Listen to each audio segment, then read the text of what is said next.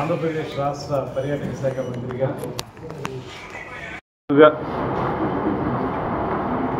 టూరిజంకి industry status కల్పించడానికి మొన్న tourism day రోజున ప్రకటించినటువంటి ముఖ్యమంత్రి గారికి, అదేవిధంగా పర్యావరణాన్ని పర్యాటకాన్ని సమపాళల్లో అభివృద్ధి చేయాలనేటువంటి ఆలోచనతో దిశానిర్దేశం చేస్తున్నటువంటి ఉప ముఖ్యమంత్రి పవన్ కళ్యాణ్ గారికి ధన్యవాదాలు తెలియజేస్తూ, ఇవాళ ఆంధ్రప్రదేశ్ రాష్ట్రంలో గడిచిన కొన్ని సంవత్సరాలుగా కుంటుపడినటువంటి పర్యాటక రంగాన్ని మళ్ళీ పట్టాలెక్కించి ప్రగతి పథంలో నడిపించడానికి వీలుగా ఒక సరైనటువంటి పర్యాటక హితమైనటువంటి పాలసీని డెవలప్ చేయడానికి ఇవాళ డిపార్ట్మెంట్ అంతా కూడా ప్రత్యేక శ్రద్ధ తీసుకుంటూ ఉన్నాం.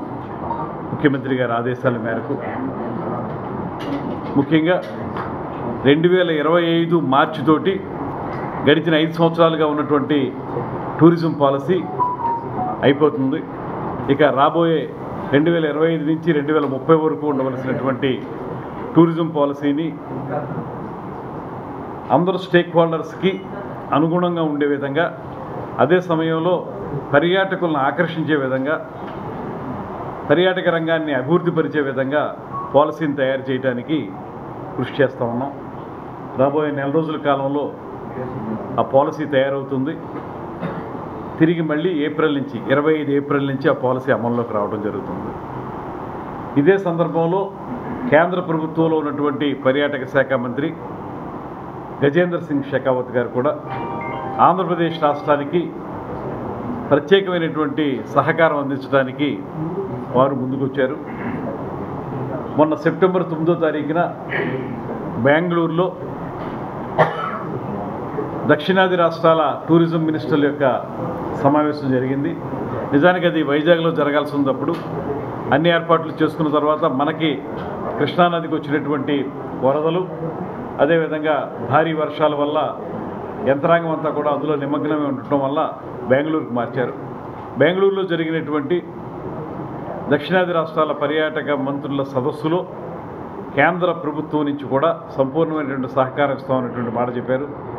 అక్కడ కూడా మనం ప్రత్యేకంగా వారిని కోరింది, ఆంధ్రప్రదేశ్ రాష్ట్రంలో చాలా వనరులు ఉన్నాయి, వీటన్నిటినీ కూడా మనం ట్యాప్ చేసి అద్భుతమైనటువంటి పర్యాటక అభివృద్ధిని సాధించడానికి వీలుగా ఉన్నటువంటి ప్రకృతి సంపదని మనం ప్రజలందరికీ కూడా, పర్యాటకులందరికీ కూడా అందించాలనేటువంటి మాటని చెప్పడం జరిగింది. దాని ప్రకారంగానే రాబోయే రోజుల్లో స్వదేశీ దర్శన్ అనేటువంటి కేంద్ర ప్రభుత్వ పథకం, అదేవిధంగా ప్రసాద్ అనేటువంటి దేవాలయాల టూరిజానికి సంబంధించినటువంటి పథకం, ఈ రెండింటిని కూడా పెద్ద ఎత్తున ఆంధ్రప్రదేశ్లో ఏర్పాటు చేయడానికి కేంద్ర ప్రభుత్వం సమ్మతి తెలిపింది. దాని ప్రకారంగా శ్రీశైలం ఆ పరిసర ప్రాంతాల్లో ఒక ఐకానిక్ ప్రాజెక్ట్, అదేవిధంగా బాపట్ల అక్కడ ఉన్నటువంటి సూర్యలంక బీచ్ దానికి సంబంధించినటువంటి పరిసర ప్రాంతాలతో ఒక ఐకానిక్ ప్రాజెక్ట్, అదేవిధంగా అఖండ గోదావరి పేరుతోటి తూర్పు పశ్చిమ గోదావరి జిల్లాలని కలుపుతూ ఒక ఐకానిక్ ప్రాజెక్ట్, అదేవిధంగా వైజాగ్లో ఇప్పటికే మనం లంబసింగి, బొర్రా కేవ్స్ వీటిని దృష్టిలో పెట్టుకుని ఆ ఎక్స్పీరియన్స్ తోటి ఒక ప్రోగ్రామ్ని స్వదేశీ దర్శనంలో శాంక్షన్ అయి ఉంది. దాన్ని త్వరలోనే పట్టాలెక్కించడానికి కూడా ప్లాన్ చేస్తూ ఉన్నాం. ఇదే విధంగా మహాసంగమేశ్వరంలో కూడా ఒక ఐకానిక్ ప్రాజెక్ట్ని స్టార్ట్ చేయాలనేటువంటి ఆలోచన చేస్తూ ఉన్నాం. మొత్తంగా ఇవాళ రాష్ట్ర ప్రభుత్వం కృతనిశ్చయంతో ఉన్నటువంటి అంశం ఏంటంటే, గడిచిన 5 సంవత్సరాల కాలంలో ఏదైతే పర్యాటక రంగం కుంటుపడిందో, ఎక్కడా కూడా పర్యాటక శాఖ మంత్రులు ఎప్పుడైనా సరే మీడియా ముందుకు వస్తే అటు చంద్రబాబు నాయుడు గారిని ఇటు పవన్ కళ్యాణ్ గారిని వ్యక్తిగతంగా విమర్శించడానికే వారి సమయాన్ని కేటాయించారు తప్పితే ఏనాడు కూడా ఒక నిర్మాణాత్మకమైనటువంటి పర్యాటక అభివృద్ధి గురించి మాట్లాడినటువంటి సందర్భం మనం చూడలేదు. అయితే ఇవాళ దానికి భిన్నంగా గవర్నమెంట్ ప్రభుత్వం అధికారంలోకి వచ్చిన నాటి నుంచి ఇవాళ వరకు కూడా మొత్తంగా అన్ని కార్యక్రమాలని ఏ విధంగా మనం సమన్వయపరుచుకుని ముందుకు వెళ్ళాలనేటువంటి ఆలోచనలో ఈ మధ్యకాలంలో ముఖ్యమంత్రి గారితో రివ్యూ కూడా జరిగింది. ఆ సమీక్షలో కూడా వారు చెప్పింది టాప్ ప్రయారిటీ టూరిజంకి ఇవ్వాలనేటువంటి మాట. అందులో భాగంగానే ఇవాళ ఈ ఇండస్ట్రీ స్టేటస్ ఇవ్వడం కానివ్వండి, లేకపోతే హోటల్ ఇండస్ట్రీ వాళ్ళు, హాస్పిటాలిటీ ఇండస్ట్రీ వాళ్ళు చాలా కాలంగా కోరుతూ ఉన్నారు, మాకు రాత్రుళ్ళు మా కార్యకలాపాల యొక్క సమయాన్ని పెంచాలనేటువంటి దానికి సంబంధించి కూడా ప్రభుత్వం సూత్రప్రాయంగా అంగీకరించింది. 11-12 గంటల వరకు కూడా హోటల్ యొక్క కార్యకలాపాలు కొనసాగించేదానికి కూడా వారికి అవకాశం కల్పిస్తూ ఉన్నాం. దీని యొక్క ముఖ్య ఉద్దేశం ఏంటంటే పర్యాటకులను ఆకర్షించడం ప్రధానమైనటువంటి ఉద్దేశం. దాంతోపాటు ఇవాళ ఏ ప్రాజెక్ట్ చేపట్టినప్పటికీ కూడా గతంలో ఐసోలేటెడ్గా చేసినటువంటి పని ఇంటిగ్రేటెడ్గా పనిచేయాలనేటువంటి ఆలోచనతో మొట్టమొదట ఒకరోజు దర్శనం కోసమో లేకపోతే ఒకరోజు పర్యాటకం కోసం వచ్చేటువంటి పర్యాటకుడు అక్కడికి వచ్చిన తర్వాత కనీసం 2-3 రోజులు ఉండే విధంగా మనం మన ప్రణాళికలను సిద్ధం చేయాలనేటువంటి ఆలోచన. ఉదాహరణకి మీరు శ్రీశైలం తీసుకుంటే, శ్రీశైలంలో దర్శనానికి ఉదయం వెళ్తారు, సాయంత్రానికల్లా దర్శనం పూర్తి చేసుకుంటారు. అక్కడ ఉండడానికి పెద్దగా సత్రాలు తప్పితే ఇంకా మరేమి లేవు కాబట్టి మళ్ళీ తిరిగి వెనక్కి వచ్చేస్తారు. అలా కాకుండా నిజానికి శ్రీశైలం ప్రాంతంలో పక్కన టైగర్ రిజర్వ్ ఉంది, మరో పక్కన వాటర్ ఫాల్స్ ఉన్నాయి, దాని దగ్గర రోప్ వే కూడా తయారు చేస్తున్నాం. ఇలాంటివి ఉన్నప్పుడు అక్కడ ఉండవలసినటువంటి సౌకర్యం ఏంటి, ఇవన్నీ ఉండగా ఒక మంచి రిసార్ట్ అవసరం. ఎందువల్లనంటే వచ్చినటువంటి పర్యాటకుడు ఒక ఆహ్లాదకరమైన వాతావరణంలో ఒక 2 రోజులు ఉండడానికి వసతి ఏర్పాటు చేయడం అనేది ప్రధానం. అందుకే ఇప్పుడు మేము ఆలోచిస్తున్నటువంటి అంశాలు కూడా ఒక రోజు కోసం వచ్చినటువంటి పర్యాటకుడిని 3-4 రోజులు నడిపించే విధంగా ఉండే విధంగా చేయడానికి అవసరమైనటువంటి రిసార్ట్స్ నిర్మించడం, దాంతోపాటు అక్కడ సౌకర్యాలను మెరుగుపరచడం. దాంతో ఇవాళ టెంపుల్ టూరిజం ఒకటే మనకు 90% ఆక్యుపై చేస్తుంది మన ఆంధ్రప్రదేశ్లో. దేవాలయాలకు వెళ్ళి దర్శనం చేసుకోవడం అనేటువంటి ఆ టూరిజమే, పిలిగ్రిమ్సే ఎక్కువగా ఉంటారు. అయితే దాంతోపాటు ఎకో టూరిజంని డెవలప్ చేయాలి, అడ్వెంచర్ టూరిజం డెవలప్ చేయాలి, వెల్నెస్ టూరిజం డెవలప్ చేయాలి, ఇలా అగ్రి టూరిజంని డెవలప్ చేయాలి. ఇలా రకరకాల అంశాలని కలిపి పెట్టి ఒక చోట అవన్నీ కూడా ఒక సర్క్యూట్గా తయారు చేస్తే, శ్రీశైలం ఒక సర్క్యూట్, తిరుపతి ఒక సర్క్యూట్, అదేవిధంగా బాపట్ల దగ్గర ఒక సర్క్యూట్, అదేవిధంగా గోదావరి జిల్లాలో ఒక సర్క్యూట్, వైజాగ్ తీర ప్రాంతంలో ఒక సర్క్యూట్, ఇలా సర్క్యూట్గా ఏర్పాటు చేస్తే పర్యాటకులను బాగా ఆకర్షిస్తామనేటువంటి మాటతో పాటు వచ్చిన వాళ్ళని 2-3 రోజులు ఉంచడం ద్వారా ఆదాయాన్ని కూడా పెంపొందించుకోవచ్చు అనేటువంటి మాటతోటి ఆ సర్క్యూట్స్ ఏర్పాటు చేయాలనేటువంటి ఆలోచన చేస్తూ ఉన్నాం. ఇంకా చర్చలు జరుపుతూ ఉన్నాం. తర్వాత ముఖ్యమైనటువంటి అంశం ఏంటంటే ఇవాళ మనం ఏ రకంగా చెప్పినప్పటికీ కూడా ప్రభుత్వ పరంగా కార్యక్రమాలు చేపట్టే కంటే కూడా ప్రభుత్వం సరైనటువంటి సదుపాయాలు కల్పించి ఈ టూరిజం పాలసీ ద్వారా ఎవరైతే పెట్టుబడిదారులు ఇన్వెస్టర్స్ ముందుకు వస్తారో వాళ్ళకి సరైనటువంటి ఫెసిలిటీస్ ఇవ్వడం ద్వారా, వాళ్ళకి కొన్ని సబ్సిడీస్ ఇవ్వడం ద్వారా ఆ పాలసీలో అవి ఏర్పాటు చేస్తూనే మరో పక్కన వాళ్ళని ఆకర్షించే విధంగా పీపీపీ మోడ్ అనేటువంటి దాన్ని ఎక్కువ ప్రాధాన్యత ఇస్తున్నాం. పీపీపీ అంటే పబ్లిక్ ప్రైవేట్ పార్ట్నర్షిప్. ఈ మధ్యకాలంలో ముఖ్యమంత్రి గారు ఇంకో మాట కూడా చెప్పారు, పబ్లిక్ ప్రైవేట్ పీపుల్ పార్ట్నర్షిప్ అనేటువంటిది చేయాలనేటువంటి మాట కూడా చెప్పారు. అంటే ప్రజల భాగస్వామ్యం కూడా అందులో పెద్దగా ఉండాలి, వారు కూడా ఆ పరిసరాలను రక్షించుకోవడం లాంటి కార్యక్రమాలు చేయాలనేటువంటి మాట.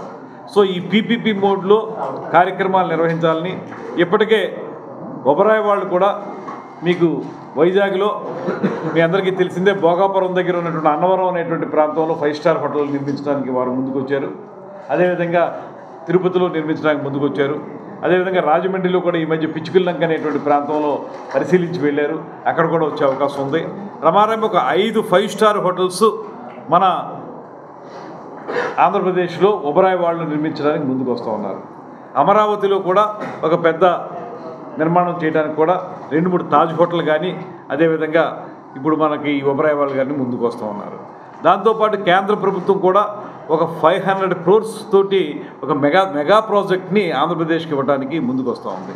ఆ మెగా ప్రాజెక్ట్ కూడా దాన్ని ప్రధానంగా అమరావతి లాంటి మనం రేపొద్దున రాజధానిగా రూపాంతరం చెందుతున్నటువంటి ప్రాంతంలో ఆ మెగా ప్రాజెక్ట్ని ఏర్పాటు చేయాలనేటువంటి ఆలోచన కూడా చేసి దాని మీద కూడా ఒక కార్యక్రమం నిర్వహిస్తున్నాం. సరే, ఇవన్నీ ఒక ఎత్తు అయితే ఇవాళ ఈ వైజాగ్లో మేము ప్రత్యేకంగా ఈరోజు పర్యటించడానికి ప్రధాన కారణం, నిన్నైతే బాగా ప్రెస్టేజియస్గా వాళ్ళు పీజీటీఏ వాళ్ళ యొక్క ఏదైతే కాంపిటీషన్ ఉందో గోల్ఫ్ది, దాన్ని నిర్వహించినటువంటి ఈస్ట్ పాయింట్ గోల్ఫ్ క్లబ్ వారి యొక్క ప్రైజ్ డిస్ట్రిబ్యూషన్ కార్యక్రమంలో పర్యాటక శాఖ మంత్రిగా పాల్గొని అక్కడే మేము వారితో కూడా మాట్లాడటం జరిగింది. దాన్ని ఆంధ్రప్రదేశ్లోనే అద్భుతంగా తయారు చేసినటువంటి గోల్ఫ్ కోర్సుగా మాత్రమే కాకుండా సౌత్ ఇండియాలోనే నెంబర్ 1గా ఉన్నటువంటి గోల్ఫ్ కోర్సు మన వైజాగ్లో ఉంది. అది ఈస్ట్ పాయింట్ గోల్ఫ్. దానికి గతంలో ముఖ్యమంత్రిగా ఉన్నప్పుడు చంద్రబాబు నాయుడు గారు రమారమి 8 ఎకరాలు కేటాయించినటువంటి సందర్భం కూడా వారే గుర్తు చేశారు నాకు అక్కడ. సో ఈ గోల్ఫ్ని మనం అభివృద్ధి చేయడం ద్వారా పర్యాటకులను ఆకర్షించడానికి మొన్న ఎవరో సుజుకి నుంచి ఒక ఎంప్లాయీ వచ్చి CEO, ఎంప్లాయీ అంటే చిన్న ఎంప్లాయీ కాదు, CEO వచ్చి వైజాగ్ ఎందుకు వచ్చారు మీరంటే నేను వ్యాపారం కోసం రాలేదు, ఇక్కడ ఈ గోల్ఫ్ ఆడడానికి వచ్చాను అనేటువంటి మాట చెప్పాడు. అంటే ఒక పర్యాటకుడిని ఏ రకంగా గోల్ఫ్ ఆకర్షిస్తుంది అనేటువంటిది మనకు కనబడతా ఉంది. అదేవిధంగా ఇండియాలో చూసుకుంటే 5వ స్థానంలో ఉంది ఆ కోర్సు. ఇప్పుడు మనం కూడా ముఖ్యమంత్రి గారు కూడా 2-3 సందర్భాల్లో మాట్లాడినప్పుడు ఏదైతే గోల్ఫ్ కోర్సు ఉందో అది పర్యాటకులను బాగా ఆకర్షిస్తుంది కనుక అది మనం అభివృద్ధి చేయాలి, అమరావతిలో కూడా ఒక మంచి గోల్ఫ్ కోర్సును ఏర్పాటు చేద్దాం అనేటువంటి మాట వారు చెప్పారు. అదేవిధంగా అమరావతిలో రేపు పొద్దున్న తయారయ్యేటువంటి రాజధానిలో రివర్ ఫ్రంట్ ఏదైతే ఉందో ఆ రివర్ ఫ్రంట్ పొడవునా కూడా పర్యాటక ప్రాజెక్టులు నిర్మించడానికి కూడా వారు ఆమోదం తెలిపారు. దాని ప్రకారం ఇన్వెస్టర్స్ని కూడా ఇన్వైట్ చేస్తాం. త్వరలో ఒక కాన్క్లేవ్ లాంటిది ఏర్పాటు చేసి ఎవరైతే స్టేక్ హోల్డర్స్ ఉంటారో రకరకాల ప్రాజెక్టులు చేపట్టడానికి వచ్చేటువంటి పెట్టుబడిదారులు కానీ లేకపోతే టెక్నాలజీ తెలిసిన వాళ్ళు కానీ వాళ్ళందరినీ ఇన్వైట్ చేసి వారితో మాట్లాడి ఏర్పాటు చేస్తాం. అదేవిధంగా నిన్న ఆ కార్యక్రమం అయిన తర్వాత ఇవాళ ఉదయం నుంచి కూడా ఇక్కడ మాకు యాత్రీ నివాస్ మీ అందరికీ తెలుసు, దాని రెనోవేషన్ కార్యక్రమం ఉంది. అది ఏ మేరకు వచ్చిందనేటువంటిది చూస్తే నిజానికి ఆగస్టు 31వ తారీఖు మొన్నటితో అది కంప్లీట్ అయ్యి ప్రజలకు అందుబాటులోకి రావాల్సి ఉంది. గత ప్రభుత్వం తాలూకు అక్రమాలు కానీ అనాలోచిత నిర్ణయాలు కానీ దాన్ని నత్తనడక నడిచే విధంగా చేసినాయి కనుక దాన్ని వేగవంతం చేయడానికి ఏ రకమైన చర్యలు తీసుకోవాలనేటువంటి దాని మీద నేను ప్రత్యక్షంగా వెళ్ళి పరిశీలించడం జరిగింది. పరిశీలించడం మీద మనకు అర్థమైంది ఏంటంటే అది కొంత మేరకు కన్ఫ్యూజన్ తోటి నడిచింది కాబట్టి గత ప్రభుత్వంలో వారు నోటి మాటగా చెప్పినటువంటి అనేక మాటలు దానికి మనం కొంత బడ్జెట్ కేటాయించి దాన్ని చేయమంటే దానికి ఎడిషనల్గా కొన్ని వర్కులు చెప్పేటప్పటికి వాళ్ళు ఏ రకంగా చేయాలంటే మీరు చేయండి మేము చూసుకుంటాం అనేటువంటి మాట వచ్చిందనేటువంటిది చెప్తా ఉన్నారు. అయితే దానికి అయ్యేటువంటి బడ్జెట్ మరి ఒక 4 కోట్లు ఎక్సెస్ అవుతుందనేటువంటి మాట వారు చెప్పినప్పుడు దానికి ఏ రకంగా దాన్ని సమకూర్చాలి, ఏ రకంగా త్వరలో దాన్ని అందుబాటులోకి తీసుకురావాలి. ఎందుకంటే అంత మంచి పాయింట్ మనకి ఇంకెక్కడ దొరకదు. సిటీకి దగ్గరగా ఉంది, అదేవిధంగా మంచి యాంబియన్స్ ఉన్నటువంటి ప్రాంతం. దాన్ని ఈపాటికే మనం వాడుకలోకి తీసుకొచ్చి ఉంటే ఈ సీజన్ మిస్ అవ్వకుండా ఉండేవాళ్ళం. మీ అందరికీ తెలిసిందే అక్టోబర్, నవంబర్, డిసెంబర్లో ఇవన్నీ మంచి సీజన్ మన పర్యాటకులు రావడానికి, వెదర్ బాగుంటుంది కనుక అటువంటి సీజన్లో మనం దాన్ని రెడీ చేసి పెట్టుకుని ఉండకపోతే దానివల్ల నష్టపోతుంది, ప్రజలకి ఆహ్లాదం పోతుంది, మనకి ఆదాయం పోతుంది. ఇవన్నీ కారణాలు. అందువల్ల దాన్ని పూర్తిగా పరిశీలించి రేపు విజయవాడలో 2 రోజుల్లో దాని మీద సంపూర్ణమైనటువంటి సమీక్ష అధికారులు మేము కలిసి ఎక్కడ తప్పిదం జరిగింది దాన్ని ఎలా రెక్టిఫై చేయాలి, రేపొద్దున దాన్ని ఎలా ముందుకు తీసుకెళ్ళాలి, ఏ రకంగా అతి తొందరలో దాన్ని ప్రజలకు అందుబాటులోకి తీసుకురావాలనేటువంటిది ఆలోచిస్తూ ఉన్నాం. అదేవిధంగా ఎంషిప్ అదేంటన్నారు మాషిప్ అనేటువంటిది దాని విషయంలో కూడా దాన్ని పూర్తిగా అందుబాటులో తీసుకురావాలంటే వచ్చినటువంటి ఇబ్బంది ఏంటంటే 2 ప్రధానమైనటువంటి కీలకమైనటువంటి అనుమతులు దానికి రావాల్సి ఉంది. ఒకటి ఏంటంటే CRZ కోస్టల్ రెగ్యులేషన్ జోన్, వాళ్ళ నిబంధనలు చాలా కఠినతరంగా ఉంటాయి కనుక దానికి ఒక అప్రోచ్ రోడ్డు కావాలనేటువంటి మాట చెప్తే ఆ అప్రోచ్ రోడ్డు ఇవ్వాలంటే అది CRZ పరిధిలోకి ఉంటుంది కనుక దాన్ని వాళ్ళు ఎంతవరకు ఆమోదిస్తారనేటువంటి దాంట్లో కేంద్ర ప్రభుత్వంతో మాట్లాడాల్సి ఉంది. రెండవది ఆ సీషోర్ అంతా కూడా ఫారెస్ట్ డిపార్ట్మెంట్ కింద ఉంటుంది. దానికి principal chief conservator of forest PCCF వారితో మాట్లాడాల్సిన అవసరం ఉంది. మాకు లక్కీగా శ్రీ పవన్ కళ్యాణ్ గారు ఆయన చేపట్టినటువంటి శాఖల్లో ఈ అటవీ శాఖ కూడా ఉంది కనుక వారితో మాట్లాడి దాన్ని సానుకూలపరచడానికి ఒక ప్రయత్నం చేస్తాం. దాన్ని కూడా తొందరలోనే అందుబాటులోకి తీసుకురావడానికి ప్రయత్నిస్తాము. అదేవిధంగా అక్కడి నుంచి నేను మన జంగిల్ బిల్స్ మీరందరూ చూసే ఉంటారు, టైడా ప్రాంతంలో ఉన్నటువంటిది. అక్కడ కూడా ఇదే రకమైన ఇబ్బంది, కొంచెం టెక్నాలజికల్ ఇబ్బందులు వచ్చినాయి. అక్కడ కూడా వచ్చేటప్పటికి గత ప్రభుత్వం కొంచెం ప్రోయాక్టివ్గా ఉండి వాటిలన్నింటినీ సర్దుబాటు చేస్తుంటే ఈ పాటికి అవన్నీ మళ్ళీ వచ్చి ఉండేవి. వాటిని రెనోవేషన్ చేసుకునేటువంటి పరిస్థితికి సరిగ్గా మనకు అవకాశం లేకుండా అయిపోయింది. రెనోవేషన్ చేసుకుని అవన్నీ కూడా ప్రజలకు కొంచెం బాగా ఫెసిలిటీ కల్పించే విధంగా ఇద్దామనుకునేటప్పటికీ అక్కడ ఫారెస్ట్ డిపార్ట్మెంట్ వాళ్ళు అడ్డుపెట్టారు. MOUలో మళ్ళీ మాకు కొత్త రూములు కడతామని కానీ అది కానీ లేదు కాబట్టి దీన్ని కట్టడానికి వీల్లేదని, లేదా అప్గ్రేడ్ చేయాలంటే అప్గ్రేడ్ చేస్తే మాకు రెవెన్యూ షేర్ ఏమిస్తారని ఫారెస్ట్ డిపార్ట్మెంట్ వాళ్ళు అడుగుతున్నారు. అది చాలా రోజుల నుంచి ఆ ప్రాబ్లం ఉంది. దాన్ని గత ప్రభుత్వం ఏ రకంగానూ కూడా ట్యాకిల్ చేయలేదు, అడ్రస్ చేయలేదు. ఇవాళ మేము స్పష్టంగా చెప్తా ఉన్నాం, ఫారెస్ట్ శాఖ మంత్రి గారితోనూ ఇతరులతో మాట్లాడి దాన్ని కూడా సానుకూలపరచడానికి ఒక ప్రయత్నం చేసి అద్భుతమైనటువంటి ప్రదేశంలో ఉంది ఆ జంగిల్ బిల్స్ అనేది. అక్కడికి వెళ్తే చుట్టూ పరిసర ప్రాంతాలు చాలా బాగున్నాయి. ఎక్కడెక్కడి నుంచి వచ్చాను నేను వాళ్ళతో కూడా ఇంటరాక్ట్ అయ్యాను, వచ్చినటువంటి పర్యాటకులతోటి. వాళ్ళు కొంత సదుపాయం ఇంకా బాగుంటే మేము ఇంకా పదే రావడానికి అవకాశం ఉంటుందండి, ఒకరోజు అనుకున్నది 3-4 రోజులు ఉండేదానికి అవకాశం ఉంటుందన్నారు. గత ప్రభుత్వం యొక్క నిర్లక్ష్యం అడుగడుగునా కనపడతా ఉంది. ఇది కేవలం రాజకీయ పరంగా చేసే విమర్శ కాదు. ఎక్కడికి వెళ్ళినా ఏదైనా పర్యాటక పరంగా మనం అభివృద్ధి చెందేటువంటి అవకాశం ఉన్న ప్రతి ప్రాంతంలోనూ కూడా గత ప్రభుత్వం తాలూకు నిర్లక్ష్యం వల్ల అవన్నీ నష్టపోయినటువంటి పరిస్థితి మనకు కనపడతా ఉంది.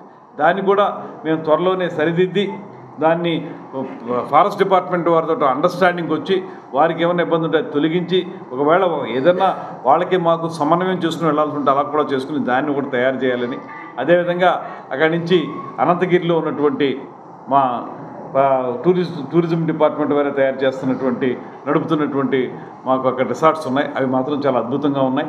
వాటిని కొంచెం బాగు చేయడానికి కూడా జరిగింది. ఫస్ట్ ఫేజ్లో ఒక 12 రూములు అధునాతనంగా తయారు చేయడానికి చెప్పాం, అవి రెడీ అయ్యి ఉన్నాయి. సెకండ్ ఫేజ్లో మళ్ళీ కొన్ని చేపట్టడం జరుగుతుంది. మనకి ఈ ప్రాంత వాసులందరూ మీ అందరికీ బాగా తెలుసు, బొర్రా కేవ్స్ అనేవి ప్రపంచ పర్యాటకులందరినీ కూడా ఆకర్షిస్తున్నటువంటి అద్భుతమైనటువంటి ఒరిజినల్గా ఏర్పడినటువంటి కేవ్స్.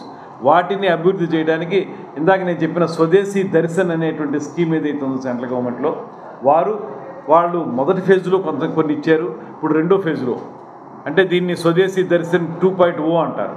దాన్ని ప్రకారంగా 30 కోట్ల రూపాయలు దానికి కేటాయించడం జరిగింది. దాన్ని 2 విభాగాలుగా అభివృద్ధి చేయడానికి కృషి చేస్తాం. ఒకటి రోడ్డు మించి బొర్రా కేవ్స్ ముఖద్వారం వరకు డెవలప్మెంట్ ఒకటి, అంటే డెవలప్మెంట్ పాత్వే ఏర్పాటు చేయడం, ఇరుపక్కల కూడా కెఫెటేరియా కానీ ఇతరత్ర షాపులు ఏర్పరచడం కానీ, తర్వాత కన్వీనియంట్ సెంటర్ ఏర్పాటు చేయడం కానీ, ఇవన్నీ ఏర్పాటు చేసి లోపలికి వచ్చేటప్పటికి దాంట్లో అక్కడ మెట్లు నేరోగా ఉన్నాయి, వాటిని వెడల్పు చేయటం, వాటిని పూర్తిగా అందరికీ అందుబాటులో ఉండేలా చేయటం, తర్వాత లైట్ అండ్ సౌండ్ షో లాంటిది ఒకటి ఏర్పాటు చేయటం, వీటన్నిటి ద్వారా దాన్ని అభివృద్ధి చేయడానికి ఇప్పటికే మనం డిపిఆర్ సబ్మిట్ చేసాం. డిపిఆర్ యాక్సెప్ట్ అయింది, 30 కోట్లు శాంక్షన్ అయింది, టెండర్స్ పిలవడం జరిగింది. అయితే టెండర్స్ పిలిచిన దాంట్లో ఉన్నటువంటి కొన్ని కఠినతరమైన నిబంధన వల్ల ఇంకా పూర్తిగా రాలేదు. ఎందుకంటే ఎవరైతే టెండర్ పాడుకుని దాన్ని ఫైనలైజ్ చేసుకుంటారో వాళ్ళు దాన్ని నిర్మించడం వరకు మాత్రమే కాకుండా 5 సంవత్సరాల పాటు మెయింటైన్ కూడా చేయాలనేటువంటిది అందులో కండిషన్ ఉంది. ఆ విషయంగా కొంతమంది ఆలోచిస్తున్నారు. దాంట్లో కూడా త్వరలోనే క్లియర్ చేసి దాన్ని మళ్ళీ తీసుకురావడం జరుగుతుంది. బొర్రా కేవ్స్ను కూడా ఈ ప్రాంతానికి అద్భుతమైనటువంటి ఒక పర్యాటక కేంద్రంగా మరింత, ఇప్పటికీ ఇవాళ మేము వెళ్ళాం, ఇవాళ సండే అవ్వటం వల్ల బాగా జనం ఉన్నారు. ఇలాగా ఒకరోజు 2 రోజులు కాకుండా ప్రతిరోజు వచ్చేలా చేసేంత బాగా తయారు చేస్తే ఇంకా ఎక్కువ పర్యాటకుల్ని మనం ఆకర్షించవచ్చు. కాబట్టి అలా చేయాలని, దీంతోపాటు ప్రభుత్వం తీసుకున్న మరో ముఖ్యమైనటువంటి నిర్ణయం ఏంటంటే, సాధారణంగా మీరు చూస్తే టెంపుల్ టూరిజం అనేటప్పటికీ దేవాలయాలన్నీ కూడా మనకి దేవాదాయ ధర్మాదాయ శాఖ ఆధీనంలో ఉంటాయి. అదేవిధంగా ఈ పర్యాటకానికి సంబంధించినవన్నీ కూడా టూరిజం డిపార్ట్మెంట్ ఆధీనంలో ఉంటాయి. ఇక మళ్ళీ చాలా వరకు ఇందాక నేను చెప్పిన విధంగా చాలా వరకు ఫారెస్ట్ డిపార్ట్మెంట్ ఆధీనంలో ఉంటాయి. అందుకే ఈ మధ్యకాలంలోనే ముఖ్యమంత్రి గారు, ఉప ముఖ్యమంత్రి గారు మాట్లాడుకుని ఒక సబ్ కమిటీని ఏర్పాటు చేశారు. ఆంధ్రప్రదేశ్ రాష్ట్ర ప్రభుత్వం తరఫున మంత్రుల స్థాయిలో ఒక సబ్ కమిటీని ఏర్పాటు చేశారు. ఆ సబ్ కమిటీలో శ్రీ పవన్ కళ్యాణ్ గారు, శ్రీ ఆనం రామనారాయణ రెడ్డి గారు, నేను ముగ్గురు ఉంటాం. ఇలాంటి ఇష్యూస్ ఏవైతే ఉన్నాయో, ఫారెస్ట్ డిపార్ట్మెంట్తో ఇబ్బందో లేకపోతే ఇతరత్ర ఇబ్బంది, దేవాదాయ శాఖతో ఇబ్బందో, ఇలాంటివి ఏవైతే ఉన్నాయో వాటన్నిటినీ కూడా అధిగమించడానికి ఈ సబ్ కమిటీ ఎప్పటికప్పుడు మీట్ అవుతూ సరైనటువంటి నిర్ణయాలు తీసుకుని ప్రజలకు అందుబాటులో తీసుకురావడానికి ప్రయత్నం చేస్తాం. ఇది టూకీగా ఈరోజు నిన్న జరిగినటువంటి ఈ పర్యటన తాలూకు వివరాలు. రాబోయే రోజుల్లో పర్యాటక రంగాన్ని వృద్ధి చేయడానికి ఈ ఆంధ్రప్రదేశ్ ప్రభుత్వం కృతనిశ్చయంతో ఉందనేటువంటి మాట మీకు తెలియజేస్తాం అండి. అదే మనం ఇప్పుడు ఒబరాయి వాళ్ళతో అక్కడ అన్నవరంలో 5 స్టార్ హోటల్ వస్తుందండి. అదేవిధంగా మనకి ఈ అంటే వైజాగ్ సిటీలో కాకపోవచ్చు, కానీ వైజాగ్ కానుకుని ఉన్నటువంటి ఈ ప్రాంతంలో, మన్యం ప్రాంతంలో, అల్లూరు సీతారామరాజు జిల్లాలో మాత్రం మనం ఈ బొర్రా కేవ్స్ వాటిని ఇమీడియట్గా రెడీ చేసేస్తాం. అదేవిధంగా ఇక్కడ ఉన్నటువంటి మన యాత్రి నివాస్ని ఇమీడియట్గా ఒక 2-3 నెలల్లో ప్రజలకు అందుబాటులో తీసుకొస్తాం. ఇవి అంటే మీరు ఆలోచించినది, దాన్ని జనరల్గా చూస్తే it's too big to handle అండి. ఒక రకంగా చెప్పాల్సి వస్తే దాన్ని మనం ఏ రకంగా వాడాలనేటువంటి దాంట్లో భిన్నాభిప్రాయాలు వచ్చాయి. దీని మీద కూడా రివ్యూ జరిగిందండి ముఖ్యమంత్రి గారు. దీని మీద కొంచెం ఎక్సర్సైజ్ చేస్తున్నాం. త్వరలోనే మరీ ఎక్కువ టైం అక్కర్లేదు, ఇంకో నెల 2 నెలల్లో దాని మీద ఒక నిర్ణయం తీసుకుని ఎలాగ దాన్ని వాడుకలోకి తీసుకోవాలనేది నేను ఆలోచిస్తాం. ఇప్పుడు ఏమైపోయిందంటే అది మాకు అనిపించేది ఏంటంటే దేనికి వాడదామన్నది టూ బిగ్ అయిపోతుంది, దేనికి ఉపయోగించాలన్నా టూ బిగ్. కాకపోతే ఇక చివరికి ఏం చేయాలంటే ఒక అవినీతికి పరాకాష్ఠగా ఒక వ్యక్తి చేసినటువంటి మాన్యుమెంట్ తాలూకు అది చూపించడానికి ఒక మ్యూజియంలో పెట్టాలి దాన్ని, ఇంక చివరికి దాని ప్రకారం చేయాలి. అంటే అవినీతి సామ్రాజ్యాన్ని నిర్మించుకున్నటువంటి వ్యక్తి తాలూకు వివరాలను చూపించడానికి ఒక ఎగ్జిబిషన్లా పెట్టాలి తప్పితే ఇంక దేనికి కనపడేలా కనపడలేదు. అది సరే ఏదైనప్పటికీ కూడా ప్రభుత్వం సీరియస్గానే ఆలోచిస్తున్నాం దీని మీద. అందుకే దాని మీద ఒక పూర్తి స్థాయి నిర్ణయం వచ్చే వరకు నేను మీతో షేర్ చేసుకోలేదు.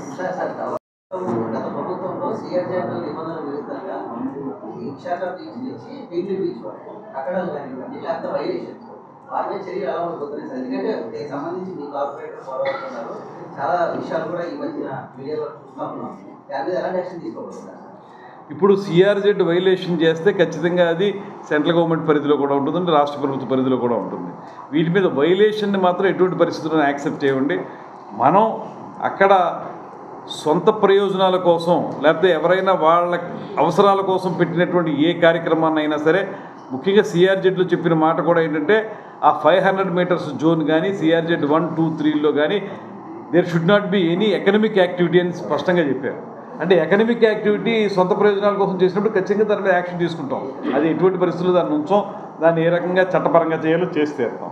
కాకపోతే కొంచెం డెవలప్మెంటల్ యాక్టివిటీస్ విషయంలో ఇప్పుడు మనకు అప్రోచ్ రోడ్ రావాలి, లేకపోతే అక్కడేమో ఫారెస్ట్ డిపార్ట్మెంట్తో మాట్లాడి దాన్ని మా షిప్నేమో మంచి రెస్టారెంటో లేకపోతే రిసార్ట్గానో తయారు చేయాలనుకోండి, దానికి ఏమైనా కొంచెం వెసులుబాటుని తీసుకుని వాళ్ళ దగ్గర నుంచి కొన్ని లీవరేజ్ తీసుకుని మనం చేయడం జరుగుతుంది తప్పితే వ్యక్తుల తాలూకా స్వప్రయోజనాల కోసం చేసిన దేన్ని కూడా ఈ ప్రభుత్వం ఉపేక్షించదు. అది మాత్రం స్పష్టం.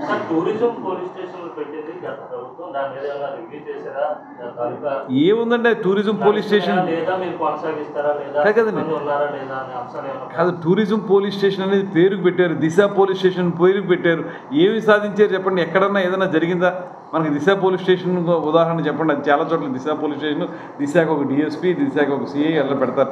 ఎక్కడన్నా దాని మీద ప్రగతి ఉందండి. అలాగే టూరిజం పోలీస్ స్టేషన్ కూడా. బట్ మీ అందరికీ ఖచ్చితంగా ఒకటి చెప్తున్నాం, రేపు వచ్చేటువంటి మా పాలసీ, టూరిజం పాలసీ మాత్రం ఇటువంటి అంశాలన్నింటినీ డెఫినెట్గా టచ్ చేస్తుంది. అదేవిధంగా ఎంకరేజ్ చేసే విధంగా, టూరిజంని ఎంకరేజ్ చేసే విధంగా, ఎక్కడైనా ఇబ్బందులు ఉంటే తొలగించే విధంగానే మా పాలసీ ఉంటుంది. దాని మీద చాలా సివియర్ ఎక్సర్సైజ్ జరుగుతుంది. మంచి పాలసీతో ముందుకు వస్తుంది. అవునండి, వచ్చిందండి. ఇవాళ కూడా నాకు ఎంతమంది తెలిసింది ఆ విషయం. ఇవాళ కూడా చాలామంది నాకు రిప్రజెంటేషన్ ఇచ్చారండి. ఇప్పుడు ఏమండి ఇలా చూసాను, ఇంతకుముందు కూడా నేను నా దృష్టిలో ఉన్నది. ఇప్పుడు కూడా వెళితే చాలామంది రిప్రజెంటేషన్స్ ఇచ్చారు మాకు. ఇచ్చి అక్కడ మళ్ళీ సెకండ్ ట్రాక్ వేస్తే మళ్ళీ అది ఆ అదురుకి కొంచెం ఇబ్బంది పడేటువంటి పరిస్థితి ఉందన్నారు. అది వాస్తవం కూడాను. దాన్ని నిజంగా కూడా అందుకే మీకు అది స్టాండ్ స్టిల్ పొజిషన్కి రావడానికి కూడా కారణం, రెండో రైల్వే ట్రాక్ వేయకుండా ఉండడానికి కారణం కూడా ఈ ఇబ్బంది ఉంటుందనేటువంటిదే. నేను కూడా గవర్నమెంట్తో మాట్లాడి ఆ ఇబ్బంది నిజంగా ఉంటుందనేటువంటి, అంటే మనం కంటే we're not competent enough to say that whether it is dangerous to that area not అని చెప్పలేం. కాబట్టి ఎవరితోటి ఆ టెక్నోక్రాట్స్ ఎవరు చెప్పాలో వాళ్ళతో మాట్లాడి వాళ్ళతో చెప్పించి ఖచ్చితంగా ఆపిస్తాం. ఇంకో విషయం చేసుకోవడానికి వైజాగ్లో కానీ దేశంలో ఉన్నటువంటి పలు ప్రాంతాల్లో ప్రమోషన్ కోసం ఈవెంట్స్ పెడుతున్నారు. అలాగే మనకు అరకు ఉంది, ఆంధ్ర ఊటీగా భావిస్తుందని అది సీజన్ వచ్చినప్పుడు ప్రమోట్ చేయడానికి ఇతర ప్రాంతాల్లో ఏమైనా ఈవెంట్స్ కండక్ట్ చేయడం కానీ లేదా టూరిజం ప్రమోషన్ ఏమైనా అదర్ స్టేట్స్లో చేయడానికి ఏమైనా ప్రణాళిక ఏమైనా సిద్ధం చేశారా? అలాంటి చర్యలు ఏమైనా చేసుకోవాలి. ఇది ఒకటి సీరియస్గా మేము ఆలోచించినటువంటి అంశం అండి ఇది. అదేంటంటే మనకి ఇన్ని వనరులు ఉండి కూడా సరైనటువంటి ప్రమోషనల్ యాక్టివిటీ లేకపోవడం వల్ల మనం వెనకబడ్డాం అనేటువంటిది. కేరళ కంటే ఎక్కువ అందాలు మన దగ్గర ఉన్నాయి. అయినప్పటికీ కూడా దాన్ని మనం కార్యక్రమాలు చేస్తున్నాం, కానీ ఆ కార్యక్రమాలు చేస్తున్నాం అనేది పబ్లిసైజ్ చేసుకునేటువంటి విషయంలో వెనకబడ్డాం మనం. దానికి సంబంధించి ఇప్పుడు కొత్త పాలసీలో కూడా పెడుతున్నాం. అదేవిధంగా సినిమాటోగ్రఫీ కూడా నేను చూస్తున్నాను. కాబట్టి సినిమాల ద్వారా కూడా దీని యొక్క ప్రాచుర్యాన్ని పెంచాలని, దాంతోపాటు ఒక ఆలోచన ఏం చేస్తున్నామంటే, ఇవాళ మీకు పుష్ప సినిమా అక్కడ తీశారు, మారేడుమిల్లిలో తీశారు. కానీ అక్కడ చూసేటప్పటికి మనకి బయట ఏమి పెట్టారు, అందులో వచ్చినప్పుడు కింద ట్యాగ్ లైన్ పెట్టినప్పుడు అది శేషాచలం అడవులను పెట్టారు. మన ఉద్దేశం ఏంటంటే, ఇప్పుడు ఎక్కడ షూటింగ్ చేస్తుంటే అక్కడ ఆ ప్రాంతానికి సంబంధించినటువంటి కింద మీరు ఇచ్చేటువంటి డిస్ప్లే చేయమంటున్నాం. ఇప్పుడు అక్కడ జరిగింది మారేడుమిల్లి, లేకపోతే ఇక్కడ మన వైజాగ్, అరకు వ్యాలీ, ఇలాంటివి కింద డిస్ప్లే చేయడం ద్వారా కూడా ప్రమోషన్ చేసుకోవచ్చు. ఎప్పుడైతే మీరు అది అక్కడ డిస్ప్లే చేశారో సినిమా చూసే వాళ్ళకు కూడా ఒక ఆలోచన కలుగుతుందో ఇక్కడ ఈ రకమైనటువంటి అందంగా ఉండేటువంటి ప్రదేశం ఉంది, చూడాలనేటువంటి భావన కలుగుతుంది. అలాంటివి కొన్ని చేయాలి. నిర్మాతల మండలితో కూడా మాట్లాడుతున్నాం, వాళ్ళని కూడా చెప్పేలా చేయమని. అదేవిధంగా షార్ట్ ఫిలిమ్స్, మన టూరిజం డెవలప్మెంట్ గురించి షార్ట్ ఫిలిమ్స్ గతంలో అంతా పూర్తిగా వదిలేశారు దాన్ని. ఇప్పుడు మేము ఖచ్చితంగా షార్ట్ ఫిల్మ్స్ తయారు చేయడం, సోషల్ మీడియాను ఉపయోగించుకుని ఆ సోషల్ మీడియా ద్వారా ఎక్కువగా ప్రమోషనల్ యాక్టివిటీ టేకప్ చేయాలని. ఉన్నటువంటి మన దగ్గర ఉన్నటువంటి వనరుల్ని మనం ఎక్స్పోజ్ చేయలేకపోవడం వల్ల కూడా మన పర్యాటక రంగం వెనకబడింది. ఇప్పుడు ఈ ప్రభుత్వం మాత్రం ప్రమోషనల్ యాక్టివిటీ కూడా బాగా చేయాలని, దాని ద్వారా పర్యాటక రంగాన్ని వృద్ధి చేయాలని ప్లాన్ చేస్తున్నాం. దానికి ఒక యాక్షన్ ప్లాన్ కూడా తయారు చేస్తున్నాం. దాంట్లో కల్చర్, సినిమాటోగ్రఫీ, అదేవిధంగా టూరిజం, ఈ మూడింటిని కలిపి, ఈ మూడింటితో కలిసి ఒక ప్రోగ్రామ్ని తయారు చేస్తాం. భైరవ స్వామి అండి, నేను పెద్దగా